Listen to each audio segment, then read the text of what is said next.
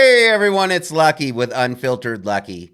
And today we're going to be talking about the Travis and Jamelyn Juetten case. I've really been getting into this case and I've really been digging deep because there's not a lot of information on the surface. Law enforcement hasn't really put a lot of details out there for the public to see. So I have feelers out there and I have people who have been contacting me with information, and I truly appreciate that. So thank you to all of you who have contacted me with details and interviews and statements that have been made with regards to the Juetten case. Now, before we get into this video, I want to let y'all know a few things. And one of those things is that this week, I'm going to be making an announcement that I'm really excited about, because y'all are going to be seeing a lot more of me. Now, I'm also going to be getting back into the Bryan Kohberger case this week. We're going to talk about this change of venue hearing and some interviews that were conducted with some of the family members. But today, we're going to talk about Travis and Jamelyn Juetten. Now, there's some discrepancies when it comes to the descriptions of what happened in the Juetten house that night. There was a GoFundMe that was started by someone close to Jamelyn Juetten. And in the description, it states that Travis and Jamelyn were attacked while they were asleep. That they woke up to being attacked by this individual with a sharp-edged blade. Now, the individual who created this GoFundMe was someone who was close to Jamelyn. So it seems as though she would have inside knowledge about what had happened, because she could easily ask Jamelyn, who was obviously there. But Marion County Sheriff's Department states that Travis was attacked after he confronted an unknown individual inside their house. So there's a difference there. Now, when law enforcement states that this was an unknown individual inside their house, they don't really know that. They don't really know that Travis did not know this individual. You know, this could have been somebody that he knew, and maybe Jamelyn didn't know that he knew this person. So we don't really know that this was an unknown individual. Now, law enforcement also states that when they went into the house, they found Travis and Jamelyn inside the home. They don't really specify that they were found in their bedroom. Now, that doesn't mean that they were not, but it's not specified that way. It's specified as though they were found inside the house. So I know this seems like maybe it's a small detail, but in my opinion, it's very important, because if Travis and Jamelyn were attacked while they were asleep, then that would mean that somebody broke into their house and went into their bedroom with the intention of attacking Travis and Jamelyn, which would mean that obviously it's a personal attack, and it would mean that they were targeted. Now, on the other hand, if Travis maybe heard someone breaking into the house and got up to see what the noise was and ended up confronting this unknown individual inside the house, that could change things a little bit, because that would change the motivation. Because it's very possible that maybe somebody was breaking into this house to burglarize and were discovered by Travis, which would switch things up a little bit, because that could mean that, you know, this person had no intentions of hurting anyone inside this house. Now, it's very possible that, you know, Travis confronted this individual in the bedroom or maybe outside of the bedroom. But it would lead us to believe that he was awake and on his feet when he discovered this intruder. Now, when he discovers this individual, he's attacked with a knife. Now, we don't know that this knife was brought in by this intruder. It's very possible that this individual broke into the house with the intentions of just to steal stuff and maybe was discovered and surprised by Travis and maybe, heard Travis get up, grabbed a knife out of the kitchen or somewhere in the house, and that's what they used as a weapon. So it would change a lot of the motivations depending on whether Travis woke up to being attacked or confronted this individual inside the house. It's also very possible that Jamelin may have known this attacker. He was wearing a full mask, so his identity was hidden. So it's very possible that Travis and or Jamelin knew this individual. Now, was this person unknown? Yes, because their identity was hidden. But it's very possible that the couple may have known the individual who attacked them that night. Now, do I think that this was a burglary gone wrong? No. I believe that this was a personal attack. And I believe that Travis and Jamelin were attacked by someone for a specific reason. Now, Travis's brother stated that nothing was missing and nothing was disturbed. So it almost appears as though someone did go into this house and immediately begin attacking this couple. Now, Travis's brother also said that he believed that the couple were attacked because they were leaving on a trip. Why would someone be attacked because they're going on a vacation to Hawaii? Is it possible that maybe somebody did not want them to leave? That's a possibility, because why would Travis's brother say that he believed that they were attacked because they were leaving to go on vacation? He has a lot more information than we do. So that was something that definitely caught my attention and something that I'm definitely still looking into, because in my opinion, that sounds a little more personal. So there's a big difference between somebody breaking into this house and then heading straight to the bedroom and attacking this couple. Travis and Jamelin were asleep in bed. So if somebody was just breaking in to steal stuff, then why would they go out of their way to attack Travis and Jamelin? They might have been able to get away with it just by sneaking around and grabbing a few things. They might not have known that anybody was in the house and were surprised by Travis, and that's the reason that they had to take his life. I just don't believe that that's what happened. I feel like whoever broke into this house had the intentions of targeting Travis and Jamelin. Now, these injuries tell us a lot. The injuries to the victims indicate that whoever committed these crimes was either exacting revenge, or it's also very possible that this could have been a crime of passion. Now, when I say crime of passion, I'm not necessarily saying that, somebody was having an affair or there were other relations going on outside of Travis and Jamelin's marriage. That's not what I'm necessarily saying. This could have been somebody who had been stalking Jamelin. Maybe the couple didn't know that this was happening. So it's just always stuck in the back of my mind that Travis's brother said that he believed they were attacked because they were leaving town. So this could have been somebody who had some weird fascination with one of the couple and didn't want them to leave. In my opinion, it was personal. Jamelin was stabbed 19 times, and she broke vertebrae.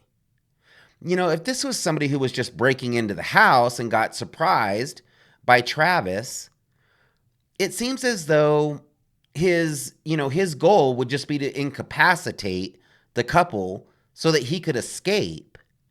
But he didn't do that. This is a sign of overkill. Someone who's going to break into this house and then is discovered by the homeowner is likely going to try to flee unless maybe they've been identified. Then they may attack the individual who discovered them. It's also very possible that Travis was not going to let this intruder leave, and he had to fight his way out of the house. Now, maybe Jamelin hears the commotion of Travis struggling with this individual, and that's how she gets involved. But I feel like the injuries tell us that this was a different type of criminal. This wasn't somebody that just broke in and was discovered and had to fight their way out. In my opinion, this was someone who entered the house with the intention of viciously attacking this couple. The injuries to Jamelin would tell us that this attacker, had some anger, some rage. There were some personal feelings behind this attack. Now, we don't really know how bad Travis's injuries were, but it seems as though this attacker went after Travis and then Jamelin got involved. So it's very possible that Travis's life was taken very quickly so that he could move on to Jamelin. But if this was somebody that was just discovered, as I said, that had intentions of stealing from the house, they're not going to stick around and continue to attack Jamelin. It wasn't just stab wounds. It was broken bones, which would indicate that this was a very vicious attack, something with some personal feelings behind it. And that's why I believe that the couple was targeted. Now, in my opinion, and this is just my thoughts from some of the information that I've looked at, I believe that it's very possible that there was someone waiting outside in a vehicle, waiting for this individual to come back out. So I'm not saying that that's fact. I'm just saying that from my research, I feel like it's very possible that there was a second individual who was outside in the car, waiting for this perpetrator to come back out. And that's how he escaped. Now, something else that seems kind of strange is, why didn't this perpetrator attack their house guest? This person, whoever committed these crimes, fled the house after the house guest yelled out the bedroom door that law enforcement had been called. So maybe he didn't attack this house guest because he didn't know how much time had passed since law enforcement had been called. And maybe he was thinking he might get trapped inside this house. But it seems as though this individual really was not in a hurry. It seems as though this individual stuck around for a while in order to inflict the most amount of damage possible. One of the most important details that I've been unable to confirm is, who was the house guest? Who was the individual who called 911 and was left alive inside this crime scene? Now, there's definitely some possibilities that I'm looking into, and a lot of people believed that this may have been Travis's best friend, Elaine Leon, and I hope that I'm saying that correctly. Leon was close with both Travis and Jamelin, but Leon has said in interviews that somebody else was staying at the Juetten house that night because they were going to be cat sitting for the couple when they left to go to Hawaii. So it doesn't appear that this individual was Leon who was staying in the house that night. Now, I can totally understand why this person would want to stay anonymous and why law enforcement would want to withhold their name. But it would be very helpful to know how this individual knew the Juettens. Did he work with Travis at the dispensary? Or did he know Jamelin in some way? So if you know any of this information, pass it along and let me know, because that would be really helpful to know who was inside the house that night and who called 911. Possibly what did they see? Did this individual run past them? Did, they jump into a car? What type of car? Now, obviously, law enforcement isn't going to release a lot of that information, and I'm sure that they investigated this house guest. But those are all very important details. So this is maybe where you can help me with this investigation, because I have not been able to confirm who this individual was. So I have a lot of feelers out there, and I've talked to a few individuals who may have direct knowledge of these crimes. But as I said, there's not a lot of information out there. Law enforcement has not put a lot of the details about this crime out there to the public, because this is still an ongoing investigation. They also don't have a suspect, so there's not a lot of paperwork to look through. So I could really use your help. I think the idea that there isn't a lot of information being released by law enforcement has motivated me to want to dig deeper. Travis's family deserves answers. They deserve justice. Their son's life was taken in a very brutal manner, and somebody needs to be held accountable for that. This family needs some type of closure, and maybe that's something that we can help out with. Now, something else that I found kind of interesting is that Jamelin has stated in her social networks, in posts, that Travis's family has treated her badly after these crimes occurred, that they've basically shunned her. And I would be curious to know why. Jamelin was a victim. Travis lost his life protecting his wife, Jamelin. So is it a possibility that that's why his family is treating her in what she describes as badly? Or is it possible that they maybe believe that something that was going on with Jamelin is what may have caused these attacks? I'm not saying that's a fact. I'm just saying it seems odd that Travis's family would shun Jamelin after all that she's been through. Jamelin's been through a lot physically, but most of all, emotionally.